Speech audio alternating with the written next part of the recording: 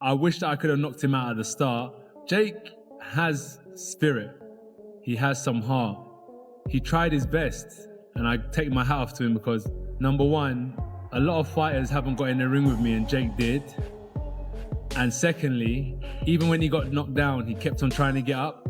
I'm retiring from boxing. I'm getting hit in the face every single day. Anthony Joshua didn't mock, dismiss, or downplay Jake Paul's shocking announcement.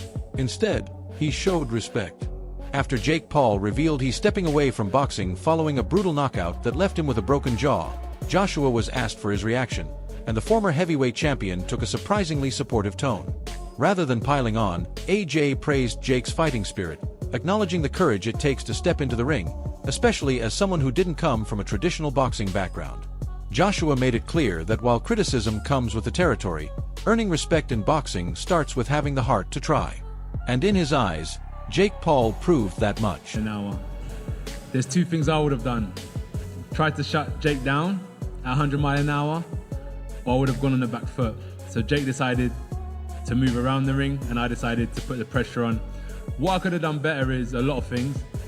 100%. In the fight game, you've seen the amazing fighters that have graced us over the last 100 years, and the expectations that we put on ourselves are immense, but I tried my best.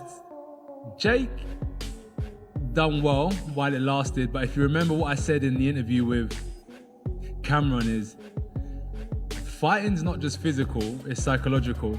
And when you understand the psychological warfare, I did say to you that, Jake, what's gonna happen? I'm gonna see a time when I'm gonna take your soul and you're either gonna give up or you're gonna get knocked out.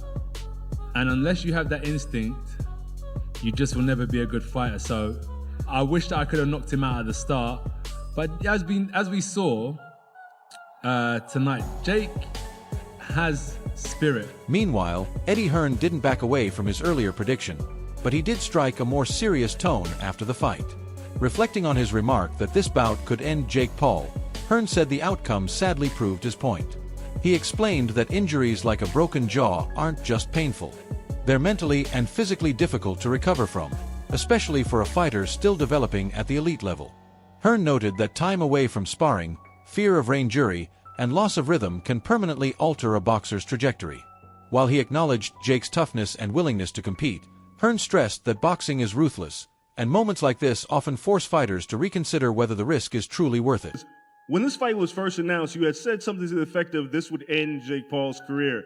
After what you saw tonight, do you think that Jake should continue to box, or what do you think the future holds for him? Yeah, no, I really take my hat off to. I mean, we have to see if it is a broken jaw. Those injuries are very difficult to come back from. But as AJ said, like that last shot would have knocked out a lot of heavyweights. And I know he went down heavy, but you know he was conscious on the floor. And I thought his game plan, although obviously very negative early on, which it had to be, was smart at times. And there were times where he held his feet and let his hands go. You know, it was a very one-sided fight. It was always going to be a one-sided fight. But you can't give him anything but credit and respect. There's a lot of negative people out there. There's a lot of people who want to criticize people. They're not doing what Jake Paul's done. He just went in with Anthony Joshua and gave it his best shot. Took a lot of punishment and ended the fight. Paul's plan for the game against Anthony Joshua was built around movement, speed, and avoiding Joshua's power for as long as possible.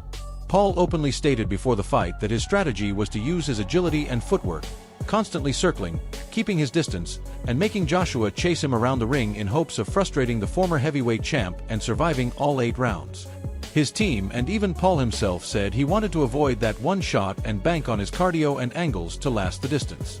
The idea was simple: keep moving, frustrate Joshua, and make him miss rather than trying to engage head-on with a heavier, more experienced puncher. The game plan from both guys from round one. Jake was very mobile. He had the happy feet going. He was circling around the outside of the ring. He was not engaged in elongated combinations. He was not looking to stand in the center of the ring with AJ, and people are going to say Jake ran from AJ, and you're right. Because guess why? He absolutely had to. Again, talked about this in the build-up to the fight. He had to be mobile. Yes, you're justified in saying Jake ran from him because he had to. He had to convince themselves that Jake was going to walk to the center of the ring, stand in the phone booth with AJ, and trade punches until someone laid flat. You were lying to yourself, or you convinced yourself of something you saw in the promo. This was always going to be the way the fight went. I wasn't surprised at all that this is the way that Jake started and pretty much fought the entire time. I was a bit surprised that AJ himself earlier. Now again, it is very hard to hurt someone that doesn't want to in a continuous fight. Round one, very much a feeling out process for AJ. Didn't really look like he did much, but Jake didn't either. There was one right hand in the first round that shook Jake up. That's the danger that was coming for Jake the entirety of the fight. Pretty much the same, a bit of a mixed bag in terms of Jake tried to get on his jab more. He did land some jabs that snapped the head back of AJ and landed some right hands, but this was all calculated risk for AJ as well, because he knew as long as he turned that faucet on and let the water run and let it fill up the sink and never turned the faucet off,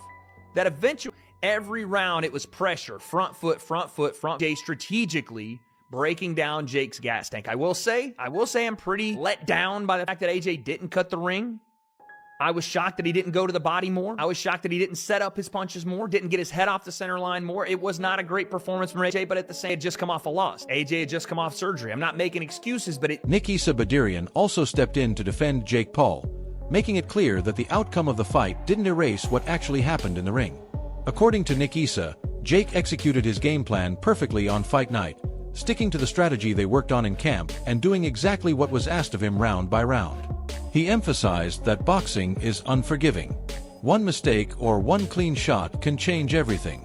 But from a tactical standpoint, Jake did what he was supposed to do, showing discipline, preparation, and growth despite the devastating result. Because he expected to win. I do think he showed who he is as a fighter.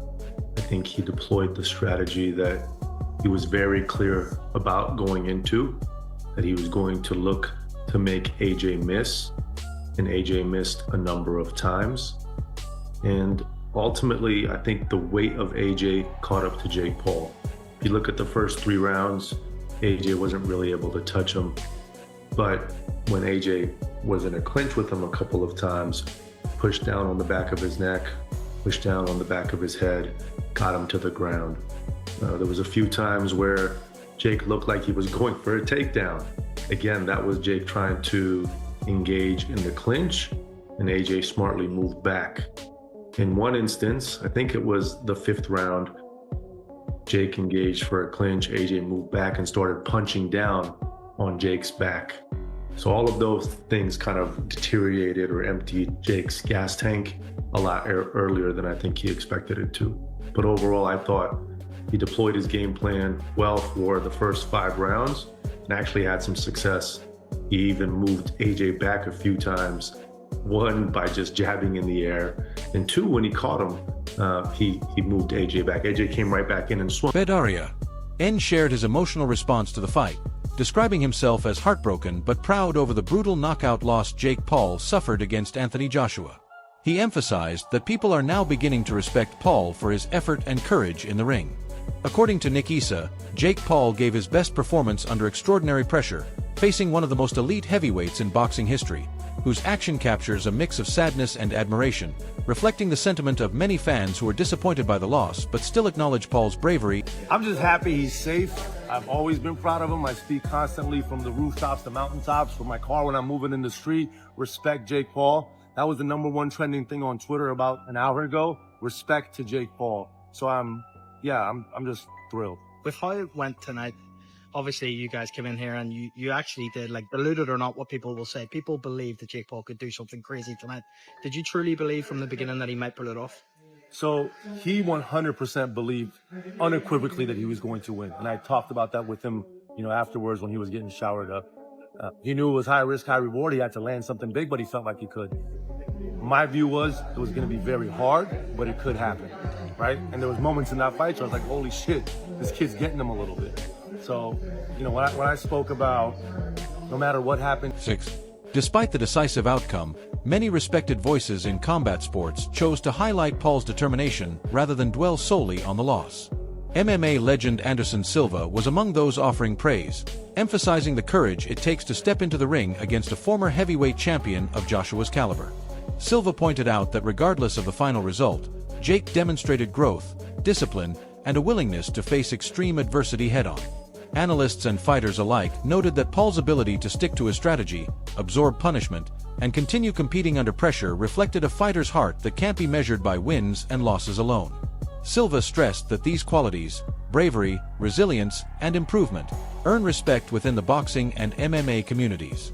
Even in defeat, Paul's performance showed he has the mindset of a fighter willing to learn, adapt, and challenge himself against elite competition.